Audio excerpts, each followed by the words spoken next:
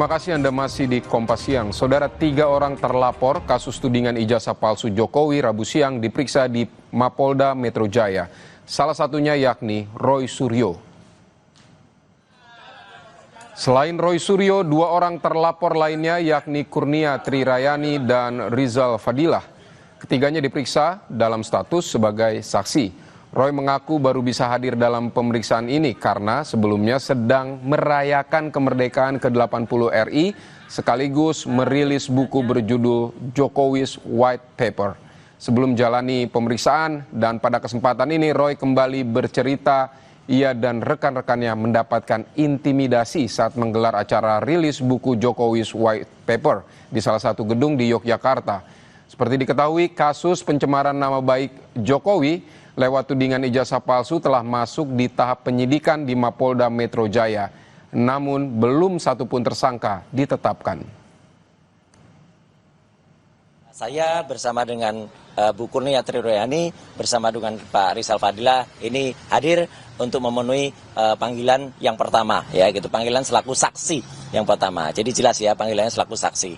Kenapa kami baru hadir sekarang? Karena memang jelas ya, kemarin baru saja 3 hari yang lalu kita setelah bergembira merayakan 80 tahun kemerdekaan Indonesia. Dan 80 tahun kemerdekaan Indonesia itu adalah kebetulan saya bertiga, ya kami bertiga, saya, Dr. Ismon dan juga Dr. Tifa itu melaunching buku yang ini e-booknya ada di sini, ya. Ini judulnya Jokowi's White Paper. Alhamdulillah sukses tetap bisa di launching ya secara soft launching meskipun dengan tadi yang sampaikan Pak Kosinudin dengan berbagai intimidasi. Tiba-tiba gedung itu disatroni. Saya bilang disatroni karena katanya nggak resmi. Ada petugas dari polsek setempat itu datang dan kemudian melakukan intimidasi dan lain sebagainya, interogasi, dan akhirnya pagi-pagi, Senin pagi, pada hari H kami akan menyelenggarakan, tiba-tiba panitia kemudian informasi ruang itu nggak bisa dipakai. Saudara penuding ijazah palsu Joko Widodo Roy Suryo menyebut komentarnya terkait hilangnya data Jokowi di KPU Solo dan DKI Jakarta didasarkan pengecekan lapangan yang dilakukan rekannya Rismon Sianipar. Menurut Roy, berdasarkan pengecekan mereka tidak menemukan dokumen yang dicari. Menurut penuding ijazah palsu Joko Widodo, Roy Suryo, perlu pengecekan data ke KPU Solo dan Jakarta untuk membuktikan keaslian ijazah Presiden ke-7 Indonesia, Joko Widodo. Sebab, Jokowi pernah menyerahkan data-datanya ke KPU ketika maju menjadi calon wali kota Solo maupun calon gubernur DKI Jakarta. Namun, berdasarkan pengecekan terlapor lainnya, Rismon Sianipar, tidak ditemukan dokumen yang dicari. Hal ini yang membuat Roy Suryo berkomentar soal hilangnya data KPU Solo dan DKI Jakarta. Ya, jadi sebenarnya saya mendapatkan informasi ketika saya menulis buku itu, ada data-data yang pernah disimpan oleh Komisi Pemilihan Umum Daerah yang ada di Solo dan yang ada di Jakarta itu tidak ada di tempat. Kenapa? Karena Dr. Ismon Hasilan Sianipar sudah pernah ke KPU di Solo dan tidak menemukan data itu di sana. Padahal ini fatal kalau data-data itu tidak ada di sana. Cek saja sama tidak ijazah yang pernah digunakan oleh pejabat publik yang bernama Joko Widodo itu ketika daftar di KPU di Solo ketika menjadi calon wali kota. Dan sama lagi tidak ketika digunakan di Jakarta. Nah dari situ bisa diperbandingkan nanti dengan ijazah yang selama ini penampakannya ada. Komisi Pemilihan Umum Kota Solo, Jawa Tengah menanggapi tudingan Roy Suryo CS soal berkas Presiden ke-7 Joko Widodo yang disebut hilang. Menurut KPU, berkas tersebut ada, namun diserahkan ke Polda Metro Jaya pada bulan Mei 2025. Menurut KPU Solo, berkas Jokowi tersebut termasuk di dalamnya fotokopi ijazah dan kelengkapan lainnya. Sebenarnya untuk berkas pencalonan Pak Jokowi itu kan sudah kami serahkan ke Polda Metro Jaya pada saat kami mendapatkan panggilan dari Polda Metro Jaya itu pada tanggal 26 Mei ya, 26 Mei kemarin itu kami sudah menyerahkan ke Polda Metro Jaya untuk satu bendel berkas itu sudah kami serahkan semuanya dan kami ada tanda terimanya. Polda Metro Jaya memeriksa 3 saksi terkait tudingan ijazah palsu Presiden ke-7 Joko Widodo. 3 orang yang diperiksa yaitu Meryati, selaku aktivis Koalisi Nasional Perempuan Indonesia, Arief Nugroho, selaku jurnalis, dan YouTuber bernama Sunarto. 3-nya masuk ke Direktorat Kriminal Umum Polda Metro Jaya kemarin. Saksi mempertanyakan alasan mereka dipanggil dan diperiksa Polda Metro Jaya. Kuasa hukum Arief Nugroho dan Sunarto menyebut Kliennya merupakan jurnalis sehingga tak tepat jika dimintai keterangan soal kerja jurnalistik.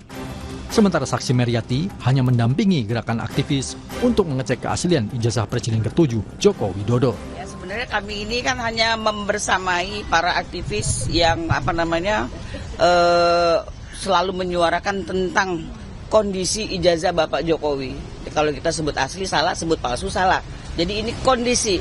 Kami sebagai emak-emak ya yang hari ini ikut terseret merasakan bahwa hal ini sebenarnya sangat-sangat simpel untuk penyelesaiannya, tapi memang sengaja untuk diperlama.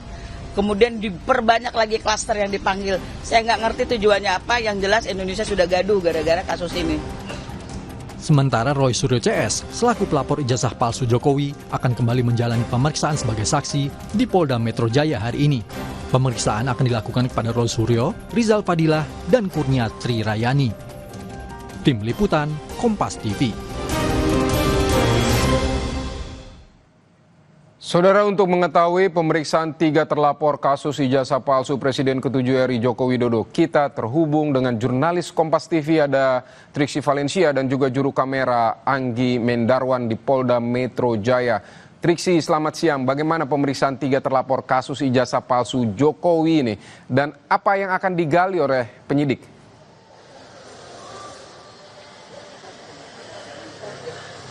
Ya, Vidi, baru saja ketiga terlapor yakni Roy Suryo, kemudian juga ada Kurnia Trirayani dan Rizal Fadilah masuk ke gedung di Reskrimum Polda Metro Jaya untuk melakukan pemberian keterangan ataupun juga memenuhi undangan sebagai saksi yang dimintai keterangan dalam beberapa laporan yang digabungkan dan saat ini memang sudah naik tahapnya ke penyidikan.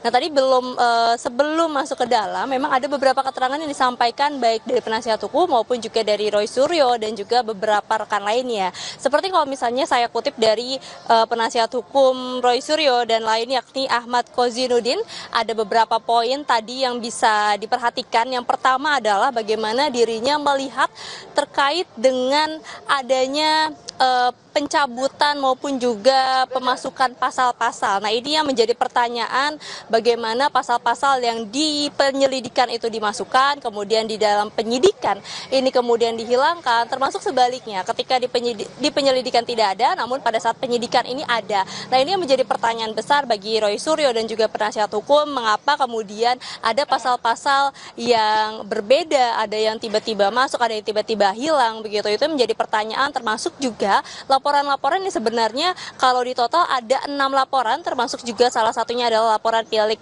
Presiden ke-7 Republik Indonesia Joko Widodo. 2 diantaranya ini dicabut ketika akan memasuki ke tahap penyidikan. Jadi memang dari 6 laporan yang masuk di awal, ini hanya sisa 4 laporan saja yang kemudian sudah gelar perkara dan dilihat adanya unsur pidana sehingga pada Juli dilakukan penaikan status, yakni saat ini adalah penyidikan. Maka dari itu kehadiran Roy Suryo dan juga teman-temannya pada hari ini adalah saksi pertama kali statusnya sebagai saksi untuk pertama kali pemeriksaan dalam tahap penyidikan. Nah, itu tadi yang pertama. Lalu kemudian juga yang dipertanyakan adalah bagaimana penyidik ini nampaknya atau diasumsikan oleh penasihat hukum yakni mereka kejar target dan adanya kriminalisasi. Nah, ini yang dilihat juga dari beberapa hal seperti misalnya tadi ada pasal-pasal yang berbeda, kemudian juga bagaimana cepatnya laporan-laporan yang masuk ini kemudian naik statusnya menjadi penyidikan, termasuk juga yang dilihat adalah bagaimana saksi-saksi yang dipanggil ini nampaknya tidak sesuai ataupun juga tidak ada relevansi. Kalau misalnya kita berkaca pada yang kemarin, ada 3 orang saksi juga yang diperiksa. Nah, ini juga tadi disampaikan bahwa terkait dengan pemeriksaan terhadap saksi ini nampaknya tidak ada hak manusiawi begitu ya, karena kemarin diperiksa ada yang sampai pukul 11:30 malam, ada yang sampai pukul 4 pagi baru selesai. Nah, pada hari ini tadi disampaikan oleh penasihat hukum bahwa kliennya Roy Suryo dan juga 2 orang lainnya yang dilakukan pemeriksaan dibatasi sampai pukul 6 sore saja. Jadi ketika sudah melebihi dari pukul 6 sore ini akan diminta untuk dijadwalkan ulang, tapi dalam agenda pemberian keterangan pemanggilan pertama, jadi bukan pemanggilan kedua atau pemanggilan ketiga begitu ya. Nah itu tadi yang menjadi permintaan dari penasihat hukum. Lalu kemudian dari Roy Suryo sendiri tadi juga menyampaikan bahwa dirinya tidak menyiapkan berkas apapun, tidak ada bukti-bukti yang dibawa dalam pemeriksaan kali ini karena dari dirinya pertama masih optimis kalau tidak ada kesalahan ataupun juga terkait dengan dugaan ijazah palsu ini yang dilaporkan kepada dirinya terkait dengan pencemaran, kemudian penghasutan, ini tidak dilakukan oleh dirinya. Nah kemudian juga yang kedua, bagaimana apa yang disampaikan oleh penyidik dalam beberapa waktu lalu ini tidak terbukti ataupun juga bisa dibantah oleh Roy Suryo. Maka dari itu tadi disampaikan bahwa saat ini dalam penyidikan dan pemberian keterangan sebagai saksi dirinya tidak mempersiapkan apapun, tapi akan menjawab setiap pertanyaan-pertanyaan yang relevan karena ada beberapa pertanyaan yang dianggap Roy Suryo ini tidak relevan dengan laporan-laporan yang masuk maupun juga surat yang sudah diberikan kepada dirinya atau surat pemanggilan yang diberikan kepada dirinya untuk datang memberikan keterangan sebagai saksi. Maka dari itu nanti kita juga akan lihat video apakah kemudian ada keterangan-keterangan yang tidak diberikan ataupun juga pertanyaan-pertanyaan yang tidak dijawab oleh Roy Suryo karena memang dianggap ini tidak relevan. Seperti dengan sama yang kemarin juga ada beberapa pertanyaan yang kemudian dikatakan tidak relevan diberikan kepada para saksi ataupun juga dimintai keterangannya kepada para saksi. Contohnya misalnya kemarin itu ditanyai apakah siapakah yang kemudian mendanai TPUA, lalu kemudian siapa yang mengenal TPUA, apakah Anda menjadi admin dalam beberapa channel yang kemudian disampaikan atau link-link yang disodorkan begitu ya kepada para saksi kemarin. Nah itu yang dianggap tidak sesuai ataupun juga relevan, termasuk juga pada hari ini kita akan melihat apakah kemudian juga ada pertanyaan-pertanyaan maksud saya yang tidak relevan, lalu kemudian yang kedua apakah ada keterangan-keterangan yang dikonfrontir dalam pemeriksaan pada hari ini. Nah tadi juga yang menariknya adalah yang disampaikan bagaimana dalam keterangan ataupun juga BAP maupun juga surat yang disampaikan dikatakan bahwa untuk delik tanggalnya ini berubah-ubah begitu. Jadi di awal disebutkan pada bulan Maret tanggal tertentu. Lalu kemudian pada saat naik penyidikan tanggalnya berubah menjadi tanggal 22 Januari. Ada peristiwa-peristiwa tersebut yang dimintai keterangannya yang diberikan klarifikasi, tapi dari pihak Roy Suryo maupun juga penasihat hukum dan lainnya merasa tidak ada di peristiwa tersebut, tidak melihat maupun juga tidak mendengar dan juga mempertanyakan peristiwa apa sebenarnya yang dimintai keterangannya, peristiwa apa yang sebenarnya akan digali dari keterangan-keterangan ini karena baik Roy Suryo maupun juga pihak lainnya yang didatangkan pada hari ini sama sekali tidak mengetahui peristiwa-peristiwa yang kemudian tercantum dalam surat panggilan tersebut. Nah inilah yang kemudian nanti kita akan lihat ataupun juga kita akan dengar penjelasan dari Roy Suryo maupun juga penasihat hukum usai dari pemberian keterangan di Polda Metro Jaya. Vidi. Triksi, mengapa ada dari 6 laporan, kini tinggal 4 laporan yang diproses oleh Polda Metro Jaya dan apakah yang diproses ini juga salah satunya termasuk laporan dari Joko Widodo langsung dan kemudian tadi Anda sebutkan pasal-pasal yang berbeda dari menurut Roy Suryo di antara penyelidikan kemudian ke penyidikan. Ini bisa diterangkan lebih lanjut, Triksi, seperti apa?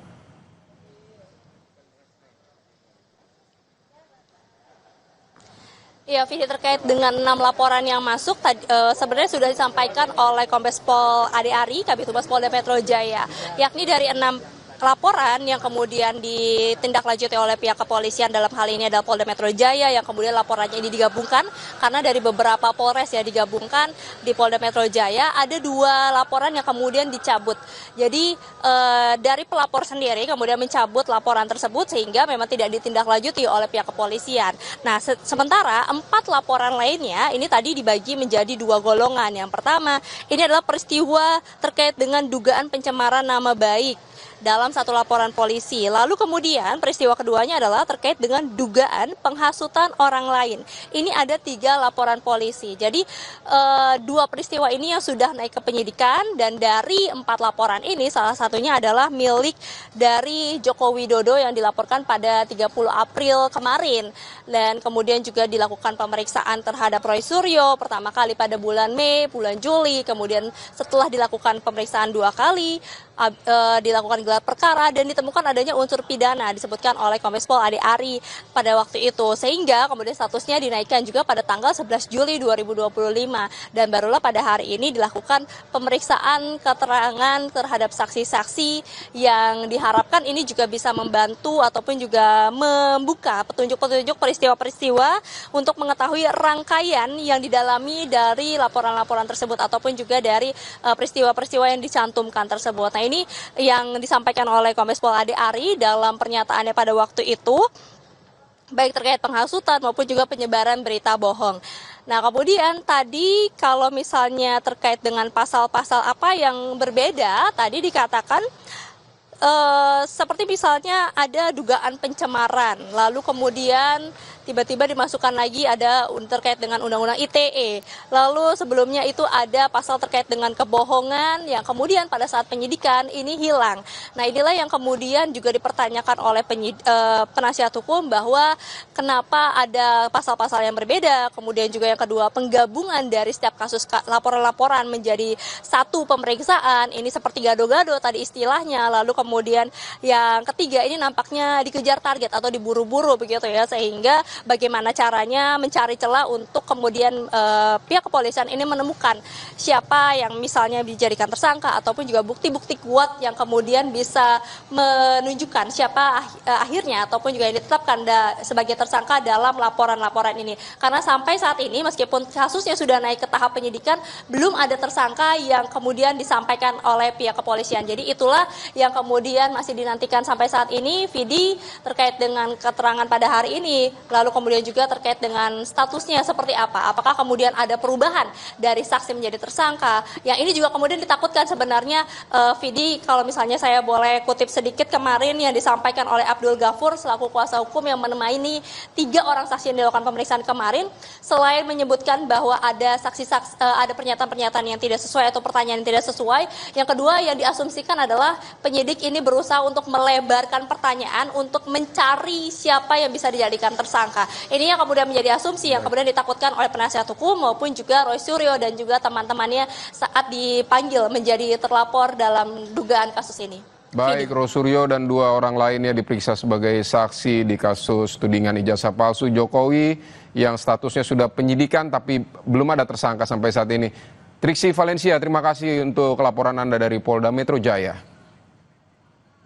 Saudara, Pengadilan Negeri Jakarta Selatan menggelar sidang peninjauan kembali Sylvester Matutina atas perkara fitnah terhadap Wakil Presiden ke-10 dan ke-12 RI, Yusuf Kala siang ini.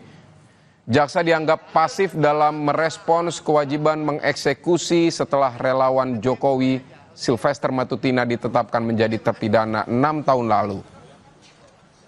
Sylvester Matutina mengajukan langkah hukum peninjauan kembali atau PK pada 5 Agustus lalu. Sylvester mengajukan PK setelah hampir 6 tahun ia tidak dieksekusi oleh jaksa di Kejaksaan Negeri Jakarta Selatan. Sidang PK dijadwalkan berlangsung hari ini di Pengadilan Negeri Jakarta Selatan. Kejaksaan Agung menegaskan pengajuan peninjauan kembali tidak akan menunda pelaksanaan eksekusi terhadap putusan yang telah berkekuatan hukum tetap. Kita sudah ingatkan, tinggal ke sana. Nanti mungkin dia punya strategi sendiri. Jadi sudah ditegur oleh sudah diingatkan bahwa memang ini sudah ikhlas segera. Informasi terakhir kan sudah dipastikan tanggal 20 Agustus akan ada PK, sudah terjadwal di PN informasinya, dan Kejari Jakarta Selatan juga sudah menerima pemberitahuan dari pengadilan akan ada PK. Kita lihat nanti. PK tidak menunda eksekusi. Tahapan kita sudah kita lakukan saat itu.